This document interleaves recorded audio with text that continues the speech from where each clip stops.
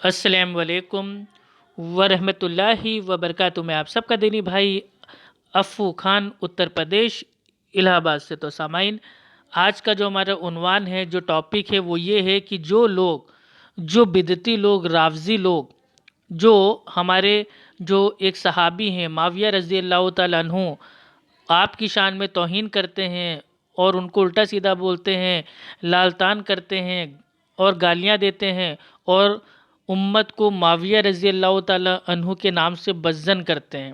تو ایسے جو رافضی ہیں، ان کے لیے الحمدللہ اللہ کے نبی محمد صلی اللہ علیہ وسلم کی ایک بالکل صحیح سند سے ایک حدیث ہے جو آتی ہے جامع ترمذی میں، اور حدیث کا نمبر ہے 3842، یعنی کہ 3842۔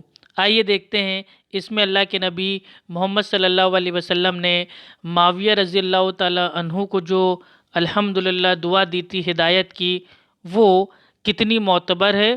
اور جس شخص کو اللہ کے نبی محمد صلی اللہ علیہ وسلم یہ دعا دے دیں کہ وہ ہدایت پہ رہیں، تو الحمدللہ ان کو باطل کہہ سکتا ہے، یا کون ان کے اوپر لالتان کر سکتا ہے، کون ان کو الٹا سیدھا بول سکتا ہے۔ تو آئیے سٹارٹ کرتے ہیں۔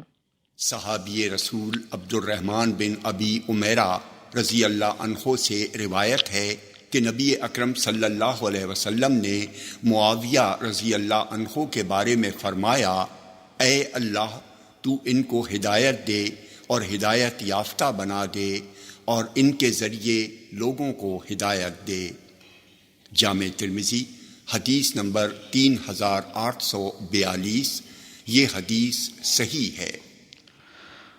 اللہ اکبر۔ تو دیکھیے، اللہ کے نبی صلی اللہ علیہ وسلم نے معاویہ رضی اللہ تعالیٰ عنہ کو دعا دی تھی، اور یہ جو رافضی لوگ ہیں، یہ لوگ معاویہ رضی اللہ تعالیٰ عنہ کو الٹا سیدھا بولتے ہیں، گالیاں دیتے ہیں، امت کو بدظن کرتے ہیں۔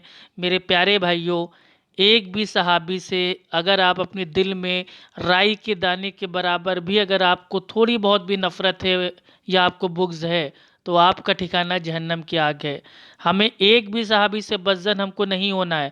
اور یہ معاویہ رضی اللہ تعالیٰ عنہ، ان کو تو نبی صلی اللہ علیہ وسلم نے دعا دی تھی۔ اگر ان سے کوئی ہم کو بدظن کرنے کی کوشش کر رہا ہے تو سمجھ جائیے وہ پکا رافضی ہے، اور ایک نمبر کا جھوٹا ہے، مکار ہے، اور دھوکے باز ہے، کذاب ہے۔ تو ایسے لوگوں سے آپ لوگ بالکل ساودھان رہیں۔ اتنا ہی آپ کو بتانا تھا۔ السلام علیکم ورحمۃ اللہ وبرکاتہ۔